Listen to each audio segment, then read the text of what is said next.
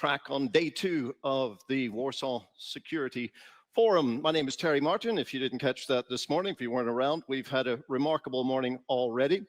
The motto of this year's forum, as you know, is divided we fall. Well, after a day and a half of discussions here, I don't get the impression that any of you, anyone among us, is about to fall. We are still standing very much together. But we still have a lot to talk about. And this afternoon on the stage, we're going to be exploring how forces are shaping Europe's place in the world.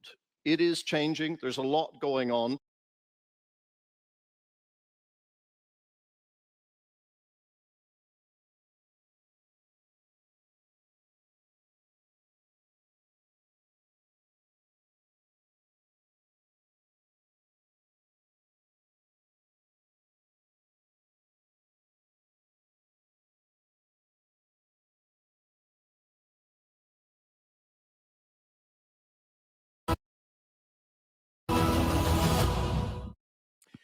Good afternoon, ladies and gentlemen, and welcome back to the Global Outlook track on day 2 of the Warsaw Security Forum. My name is Terry Martin. If you didn't catch that this morning, if you weren't around, we've had a remarkable morning already. The motto of this year's forum, as you know, is divided we fall. Well, after a day and a half of discussions here, I don't get the impression that any of you, anyone among us, is about to fall. We are still standing very much together. But we still have a lot to talk about. And this afternoon on the stage, we're going to be exploring how forces are shaping Europe's place in the world. It is changing. There's a lot going on, much as it is in flux, and we're going to get into some of that today. We have 4 panel discussions and 2 one-on-one conversations over the course of the afternoon here. That will carry us through to 5:30, after which we're going to have a very interesting reception hosted by our partner country this year, France, so we can look forward to that. So we're going to begin with a very timely, very important conversation. That's something that I'm a news journalist, by the way, so this is something I talk about all the time. It's called From Kyiv to Washington, Assessing the War, the West's Response, and What Comes Next. Please welcome your moderator for this conversation, Katarzyna Pisarska, chair of the Warsaw Security Forum, needs no introduction, together with her guest, Lieutenant General Keith Kellogg, U.S. Presidential Envoy for Ukraine.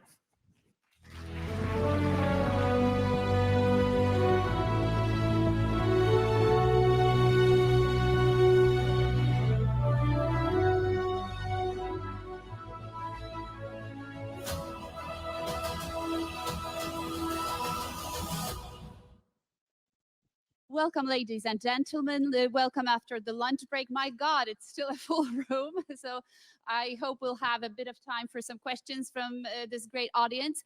But first and foremost, welcome General Kate Kellogg back to Warsaw. It's great to have you here with us. Thank you for having me here. Appreciate it.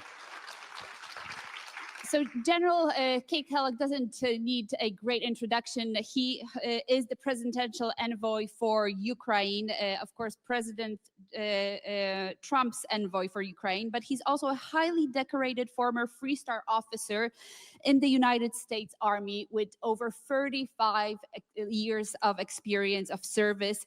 He has been deployed everywhere from Vietnam to Europe to the Pacific, Middle East, Africa. I think you said 23 global, yes, and state military moves. That's what your family had to go through. Pretty amazing.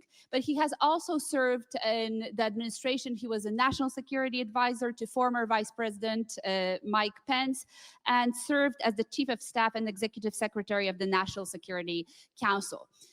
General Kellogg, it's great to have you here in Warsaw. We were together in Kiev just 2 weeks ago, and I would actually want to start from there. Coming back from Kiev and of course being all the time in the loop on what's happening, what is your assessment currently of the situation in Ukraine, both on the front line, but also in terms of moral in the Ukrainian cities, which, as we see every single night, are so badly attacked, assaulted, with civilians killed every single day? Yeah, it's a great question, and I think that everybody listening and has been following this war. You know, we're looking at a war that Europe has not seen since World War II, in the complexity of the war, about the losses of the war, the longevity of the war. Remember, this was a war that even we in the United States said was going to be over in 3 days. Remember, we, the United States, offered President Zelensky a ride out of town, and he made the comment, "I don't need a ride, I need ammunition." And he said, if you know, when he told it to the Russians, "You're going to see my face, you're not going to see my back." And this war is now on its 4th year. It's so hard to imagine, and the depth of this war. Not only the longevity, but the cost. I mean, when you look at the simple cost of this war, and one of the reasons we're trying to help get an end to it, is the casualty levels alone, the men and women that are killed on both sides. We're talking well over 1 million. Think about that. Those are losses that we haven't seen since World War II in history. You know, the Soviet Union left Afghanistan after losing 16,000. We left Vietnam after losing 65,000. And we're not talking 65,000. We're not talking hundreds of thousands.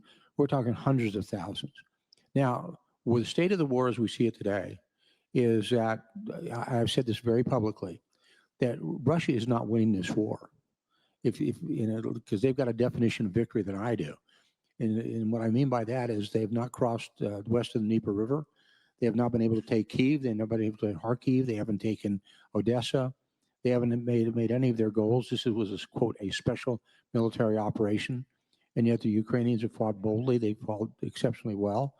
The Russians have been able to take most of the Luhansk Oblast, about 70% of Donetsk Oblast, about the same amount of Kherson, the same amount of Zaporizhia, and of course we have Crimea, which was the 2014 war. So when you look at the war, it's gone on a long time. The Ukrainians are fighting with great valor, with great courage, in a very modern war that probably everybody should look at. So I think the end state is we're trying to get to a position where maintenance of sovereignty of Ukraine and the war's over and the killing stops, because the killing is industrial strength. And you have to look at it in that regard of what it means if you're Ukrainian and what you want to, how you want to stop this fight. And I've been in Ukraine a lot, and I look at the resiliency of the people and the resiliency of the population. We don't have modern day evaluations of how this looks, but I think it only goes back to World War II and what you saw, what's happening in Kyiv, what's happened in London during the Blitz. So I think the Ukrainians have been incredibly indomitable in what they're doing. And I have, you know, once we Ukrainians are on board to get to either ceasefire or permanent peace, and we're just pushing back on the Russians now for Putin to make that call. So it's a long answer, short question. It may sound simplistic to you, but bottom line, it's a major war that needs to be brought to a close. Thank you, General. You've been in the White House for the last few months when discussions were taking place about a possible peace deal between Ukraine and Russia. You've seen, you know, the outcome of the Alaska summit, but most importantly, I think you've seen the statements of President Trump recently. I know you always say that you do not speak on behalf of President Trump. He speaks for himself. He has a very strong voice. But my question is, what is the understanding now when we see that the White House is pretty impatient with what's happening in Moscow? What is your reading of Russia? Why is Putin, he seems uninterested in a peace deal? And it seems that, you know, something that the Trump administration wanted to put forward is not going to actually come to life. Yeah, it's sort of like asking me, what is Putin thinking? Well, I won't solve that one at all, because I don't think any of us in this room can figure that one out. What does the administration think he's thinking? Well, you have a lot of great advisors there. Well, when you look at it, is being the intermediary, the look at this was on a personal perspective. President Trump has been very personally engaged, and what he's done, and I give full credit to President Trump. You know, and it's going to sound adversarial in a way, but you know, with President Biden, he never picked up the phone and talked to Putin once. You've got to talk to your enemies. You talk to your friends as well, and to do that, and so making your lines of communication, opening them up, to find out, what are you thinking? How do we get to an end state? He's done that. Talked to Zelensky. He's talked to Putin. He's talked to all of the allies. So what did he find out in these talks? Well, I think what's happened is if you're looking only at the public record, you're seeing that there's a level of, and I'm not just talking about President Trump, but Vice President Vance as well, and you're looking at Secretary Rubio. There's a level of frustration of, okay, look, we've reached a point of saying we know where the Ukrainians are. We're in a pretty good position with the Ukrainians, and Putin doesn't want to go there. And I think part of it is the fact that I think probably in his heart of hearts, he realizes he can't win this. This is an unwinnable fight for him long term. What he intended to do, he intended to subjugate Ukraine. It's not going to happen. He wanted a change of government. Not going to happen. Even though President Zelensky recently said, in which they're willing to eventually open up once they stop martial law, to head towards new elections. If you talk to, and you've been in there, we were there just 3 weeks ago. When you talk to the Ukrainian people, I mean, there's a level of resilience out there. I mean, they have gained no friendships in this war with the Russians, and I think you're looking at the stability of a state, and they're going to go there. And we were asked a question just now at lunch about the role of the U.S. president. It's sort of like an intermediary role. I go back to what happened, and a lot of times I use the Treaty of Portsmouth in 1904, when Teddy Roosevelt was the intermediary at that time, between Russia and Japan in the Russo-Japanese War. You have to have an intermediary that actually can get you to some type of solution, some type of conclusion that both sides will trust to get you there. And that's kind of the state we're in right now. The United States has repeatedly said that, the Ukrainians are going to be a key part of this because they're the only ones who make the determination on what it looks like, what a peace treaty looks like along with the Russians. And you have to default to them. It's their land, it's their sovereignty, and they're always going to be a key part of that. But we hope to have came out of Alaska. We were hoping for a trilateral, meaning United States, Russia, and Ukraine to talk, and then you move into a bilateral from there with Ukrainians and the Russians talking, but we're not there at all. But do you personally, not the administration, believe that Putin wants peace talks or not? Do you believe he is willing and capable in the foreseeable future, let's say 12 months, sit down at a negotiating table? 12 months. Well, I think one of my problems is I'm a perennial optimist. That you actually think to a point. You have to hope that eventually. You should never plan on hope because hope's really not a really winning strategy. But you look and you say you have to make sure he understands he can't win over the long term. We're dealing with realism. I deal a lot with Ukrainians, and they have a realistic approach to the world and what it looks like. And I think it's a very positive approach, and we have to try to emphasize that. And what I mean by that is, I go back historically, and I look at what's happened in history over the years. And I go back to starting with Konrad Adenauer. Konrad Adenauer was the first chancellor of Germany. He knew he was never going to get a unified Germany in his watch on his time. But over time, he said eventually Germany will be united, which it was. Eventually, Germany will probably be part of NATO, which it is. And you have to look, what does this look like for the long term? Sometimes you can't just look at a short-term solution. You have to look at the long-term solution. And it's hard, and it's hard. But we kind of owe it to a special part of the population, to me, and there's a reason I'm so involved with it, is I don't look at those of us like in this audience right here. We're the old people. What I'm talking about are the kids. And kids shouldn't have to go to school in subways. Kids shouldn't have to go to school. And when they build up schools in the subway system, underground schools, if we as adults allow that to happen, then it's our fault. And we should try to find any type of solution to make sure that doesn't happen. Thank you. And I think the room absolutely agrees with you, General Kellogg. But I have to push forward and talk now about the United States approach to the conflict. Congress, as you know, and we've discussed this before, has called for increased economic pressure on Russia. The Senate has prepared a sanction bill of secondary sanctions on countries such as China, India, Turkey that buy gas and oil. We talked about this also today during lunch.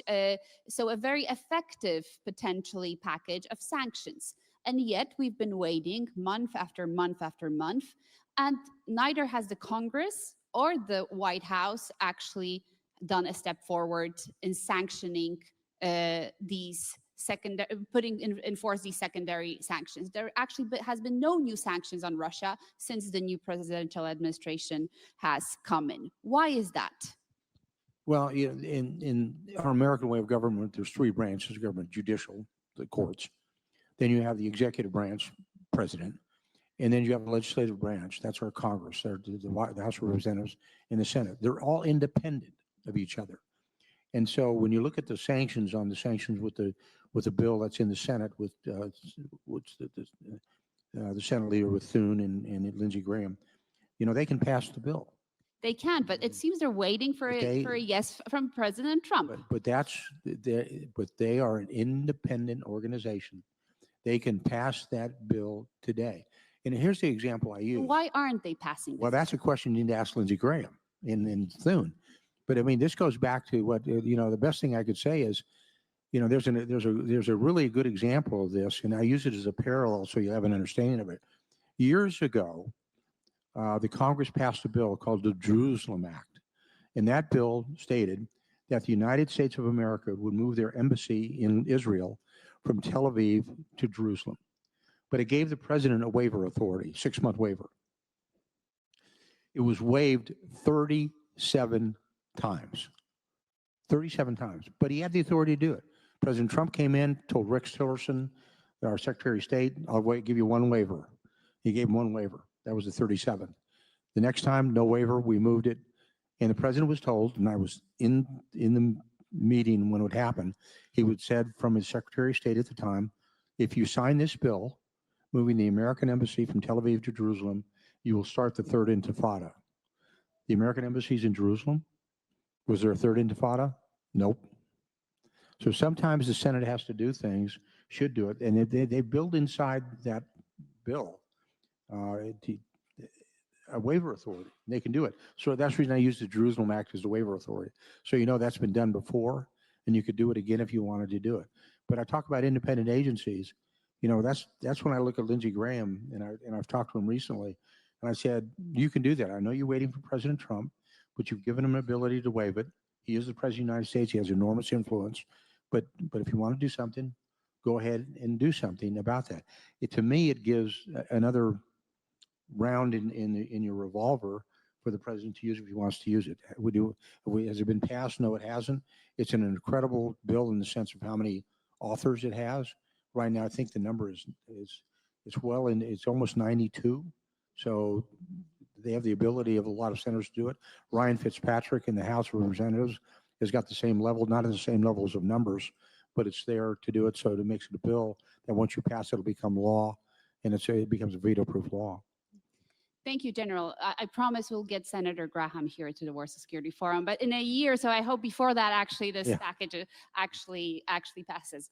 My last question before I take 2 or 3 questions from the audience, very short questions.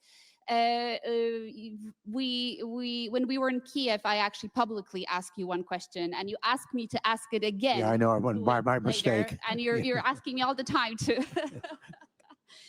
But we are in Poland. And as you remember, 2.5 weeks ago, Poland has been attacked by a sword of Russian drones. As we now understand, that has been the first attack of many different incursions happening in the Baltic states, in Romania, in Denmark. So the kind of posturing of Russia in the region. But in those first days, we received a lot of support from many countries, outspoken support. But for many days, there was deaf silence coming from the White House. And this deaf silence was heard specifically here, where the American-Polish relationship is at the heart of our thinking about security. How do you explain that? Yeah, well, I'll go back to my military background. And in the military, you're taught one thing. First reports are always wrong. Wait to the second and third, and making sure what actually came in, and you find that you examine what actually happened where was the intent and what was done to do that. And this, it's serious. But there's no doubt about it that when you get 19 plus drones landing in the wrong place. It's either really bad targeting, really bad gamesmanship or generalship that it's there. But when you look at it, I turned around and I listened to your Foreign Minister Sikorsky, and his responses to it, and then that's going to look at a level of what is the response of Poland to an incursion like that, or it's also the same thing, by the way, and I'll move away from Poland, but what happened is, example, recently with the Shadow Fleet, the Shadow Fleet, that's the fleet of Russian tankers that is moving oil illicitly in violation of sanctions elsewhere around the world. And the Estonians, to their credit, seized one of those ships. And what happened was the Russians put a fighter above it. They took it back to St. Petersburg, and not much happened after it. I look at that. Sometimes you have to ask yourself the question of, okay, how do you respond to something like this? Well, the way you respond to something like this from a military background, that I would say is sometimes you raise what is called the risk level to do it. I'll give you a good example. Good example is a few years ago, 2015, the Russians had a Russian fighter invade Turkish airspace. What did the Turks do? Shot it down. They shot it down. Okay, that'll get your attention really fast, won't it? Now, that's what I mean about raising your risk level. I know it's the dangerous thing to do. I've got it. I understand that. But sometimes you have to ask yourselves, where do you go? How do you do it? And that's where, and I made the comment, it was actually picked up publicly about what your Foreign Minister Sikorsky said about it, is sometimes you want to go there to make sure everybody understands, look, this is serious business. For those of you sitting in uniform in this room, you know that. You know how serious it is. But sometimes you've all been trained that sometimes you have to raise your level of risk taking, both politically and militarily, to get to an end state, whether you like it or not. And sometimes that's hard. I've done it. I've been there. I've seen it. Look, when we went after, in the first term of the Trump administration, when we went after and killed Qasem Soleimani, who was the leader of the Quds Force, we were told you're going to start a much larger war in the Middle East. And we didn't believe it. And what happened? We killed the Quds Force leader, and things actually quieted down. So that's something. It's complicated. Anybody who's been involved in diplomacy or national security understands it. There's never a clean answer. There's never an honest answer, honest in the sense of it makes it nothing black and white. I've never seen a black and white, for the most part, the discussion in anytime anything's political like that. So it goes back, closing the circle on that. What you said about what happened with the drones coming into Poland over a period of several hours. The question is, what does it look like? What are the implications of it? What do you do? What is the state? And by the way, it's your land. So where do you go in protecting Poland? So the Russians have been warned, I think, in that Yes, they have. Thank you very much. I think we can take 2 or 3 questions. I'll start with General Błazeusz here on the left, and then we'll take, I think, Arik, you've raised your hand many times. I haven't given you an opportunity, so please. And if we manage, of course, because we need to have more women voices in the discussion, we'll take maybe very quickly 3 questions. General, I know you're brief, but 30 seconds, please. Thank you. Two-folded question, General. We have established a lot of red lines and so-called caveats since the beginning of the war. We passed most of them. What's the next red line or caveat with regard to supporting Ukraine that you think we will cross eventually? And part of it is, what we can do to improve the regime of controlling the movement of microchips to Russia, because our microchips from the West are still making it to Russia. Thank you. Thank you. Could we ask the microphone next, if you can hand it to the lady? Maybe let's start with the lady and then Arik. Yes. Here, in front of me. Yeah, please. And please introduce yourself. Miroslava Petsa, BBC News Ukrainian. I have a question about... You have to speak up. Yeah. I would like to ask General Kellogg about how the US is going to persuade Russia to have this trilateral with President Zelensky, because from what we can see, Putin doesn't think that Ukraine is an independent state. And even if so, how does the US make sure that after these negotiations, after maybe this conflict is frozen, there's no second war that erupts again? Thank you very much. And last question, Arik, if you can pass the mic to, yeah, perfect. Thank you so much, Kasia.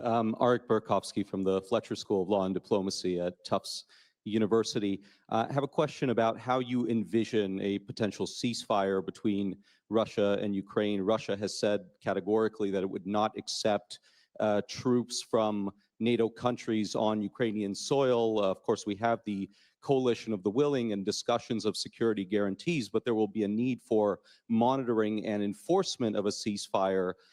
Have there been discussions about third-party participation or UN peacekeepers? I'd like to know your thoughts on that. So let's combine these two questions. Thank you very much, General.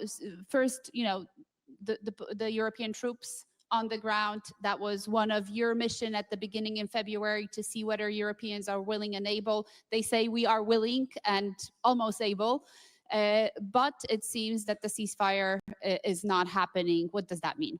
Yeah, well, you have to, this is my personal opinion, okay? The Russians don't get a vote. Okay? You want to put troops out, that's a Ukrainian decision. That's a sovereign decision of a nation. I don't care if it's Ukraine, I don't care if it's Bermuda.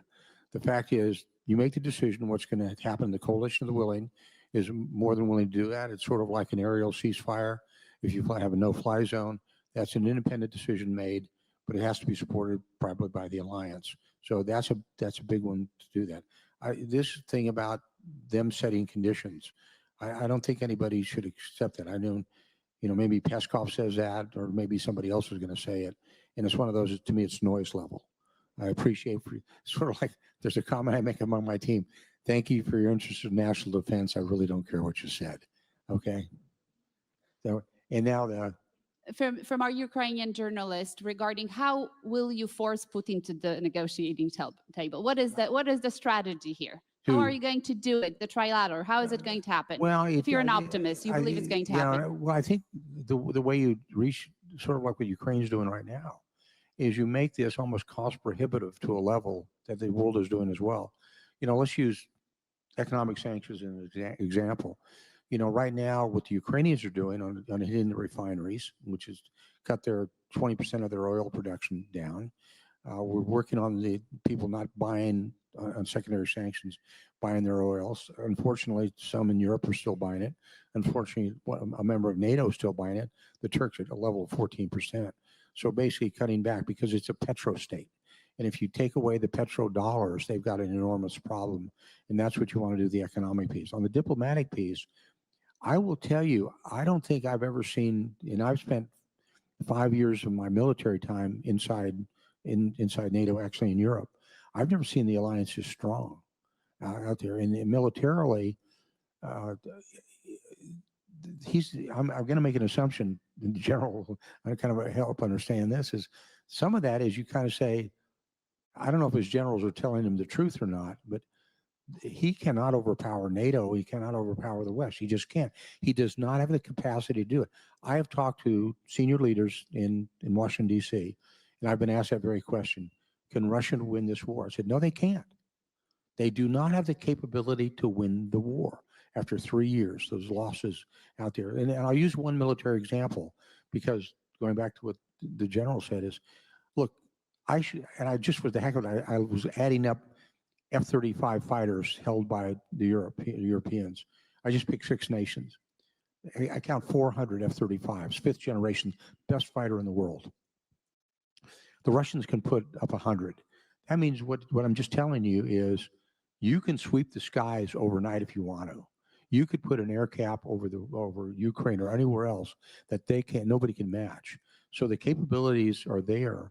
The question comes down to the willingness to do it. And that goes back to the risk level. Are you willing to go there and you're willing to do that? That's a hard decision to make. I know it. I know the risk level is hard. I know it. I have been there. I've been in decision making when the risk level is high. So that's kind of where we're at right now. And the calculus is now on Putin's side. And President Trump has been very, very clear about where he thinks the negotiations are. And I give him full credit for what he's doing. I know it. I've seen him work the negotiations and the transactional piece where he comes from. And he knows it pretty well. But as he said, it takes 2 to tango. I have great confidence in the Ukrainians. We know that President Zelensky's in a good position in that regard. I know his team is. I don't care if it's Umarov. I don't care if it's Andrei Yermak. I don't care who it is. They're really in good shape. So last question, I would go back to what General Błazeusz asks. What are now the red lines? What would Putin have to do for the United States of America to directly react? And please remember, the Kremlin will be listening to this conversation. By the way, the red lines that's a term we all hate to use because it kind of says that we've seen red lines drawn before and they've been used and been moved every time. So we don't like to use it. I think the calculus is on Putin and the calculus is on the leadership and basically on the pain level he's willing to accept. And right now, I mean, you look at his military forces, which is underlies the administration for Putin. They've been decimated. I mean, sir, you know this. You know, when you look at his frontline units, they were mauled in the first year of the war.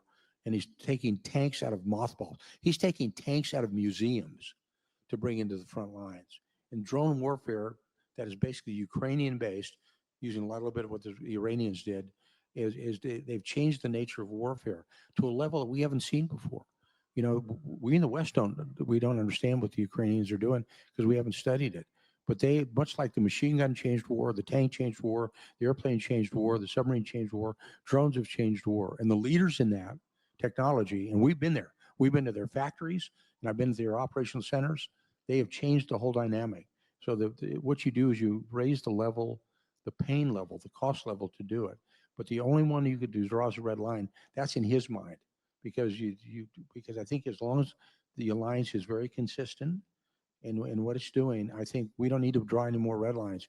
He's got the problem, not the West, and he's got to make that call, not the West. The West is going to be it's aligned very, very well, and I have great confidence in it as well. General Kellogg, thank you very much for your time. We're looking forward to having you back here next year, and hopefully with a resolution, peaceful resolution for this conflict, but also much more resolve on our side to deter for the long term, because we understand Russia is going nowhere and this threat will continue. Well, the one thing I like to say is I was in Independence Day in Ukraine just a few weeks ago. I said, next year when I go back to Independence Day, hope it's a different Independence Day.